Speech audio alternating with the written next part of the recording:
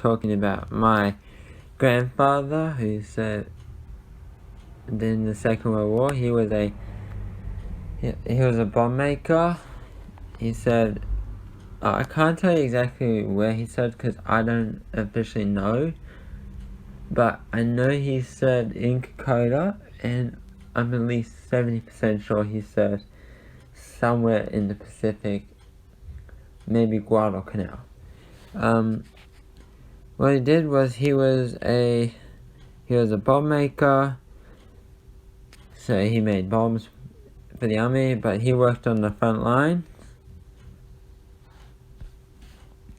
And one of my favorite stories that I always get told is it involves Fuzzy Wuzzy Angels.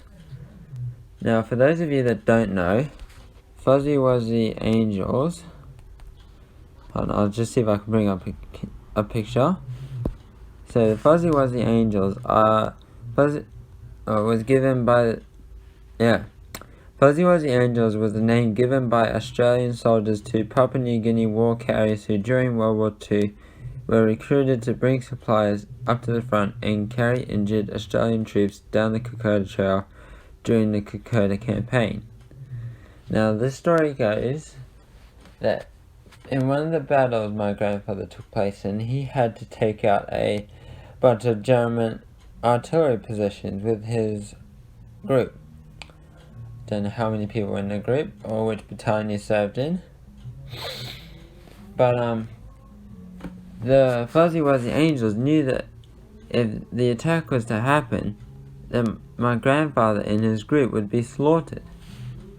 So what they did was they snuck out one night and they planted on the Japanese artillery guns potato bombs, because the Australians at the time did not have any bombs with them, but they had the special wiring that you can use for pressing the button or the lever or whatever to set it off. So they did that and they set it off, and the next day when my grandfather attacked, the Japanese tried to fire their artillery but found out it doesn't work because potatoes are explosive, and when they explode it sets in place. Another one of my stories that I like to read is one day my grandfather was serving behind the front lines at the time. He was at his base somewhere, I think Kokoda again, and he was just doing his duty, and one day a Japanese sniper happened to be in the area. So while my grandfather's doing his duty, he sees the flash off of the sniper's rifle scope. So that's that little black hole thing you can see there at the end of on the top of the gun. That is the scope.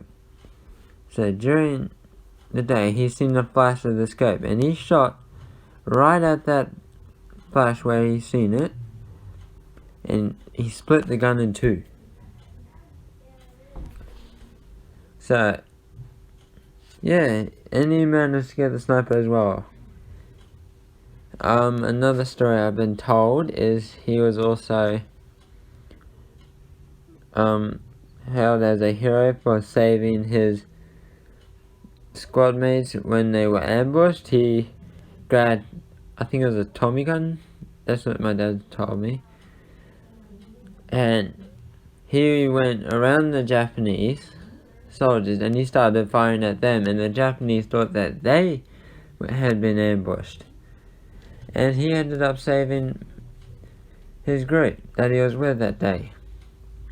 Now, I would love to talk about him more, but as I mentioned, I do not know much about him.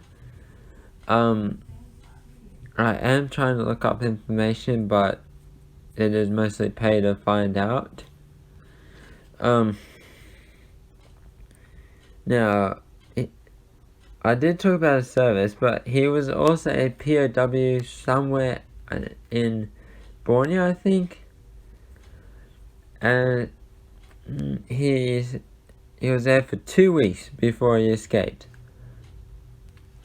And he was almost driven deaf, because one day when he was making one of the bombs that he usually does, something went wrong, and well, it nearly killed him. The bomb went right off near his ear.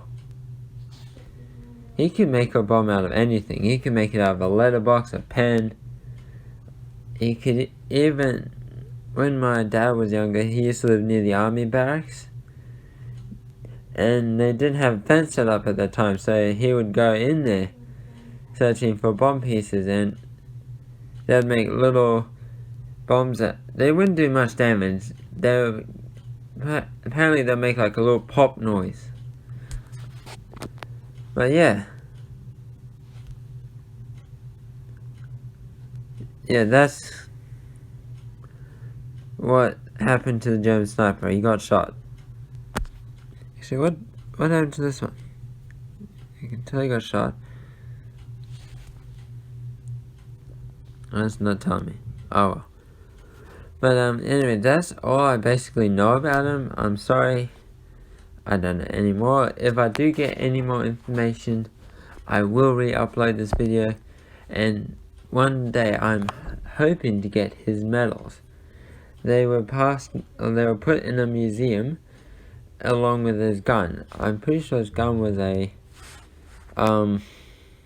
think it was a AKA, or maybe a Thompson, one of them. Let's have a look at this one. What does this look like? I don't think that was exactly his gun. Let me have a look at another one. Hold on. Yeah, I can't remember exactly what his gun looked like. It wasn't that one. It's kind of looking like an AK.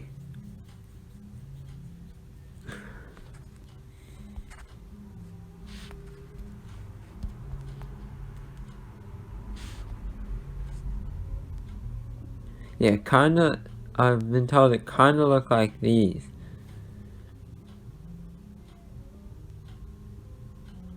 But I'm not exactly too sure which of you actually had them, or I just can't remember exactly the name, but yeah.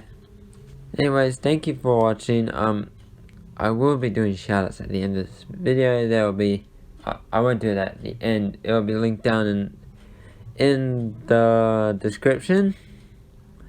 And yeah. Anyways, thank you for watching, and bye-bye. Hey guys, I just wanted to mention before I finish this video, there is not going to be any shoutouts for this one, as I do not want to dishonor the Anzacs. So, I don't think I really dishonor them, I just don't want to do it. So instead, if you go to my previous video, the one before this, there will be shoutouts. Now, I don't know exactly how long they will go for, because I haven't put it all together. I have done a special shoutout, which if you watch that video, you will find out how to get a special shout out. It's basically like a normal shout out on YouTube, in other words. But anyways, thank you for watching, and bye bye.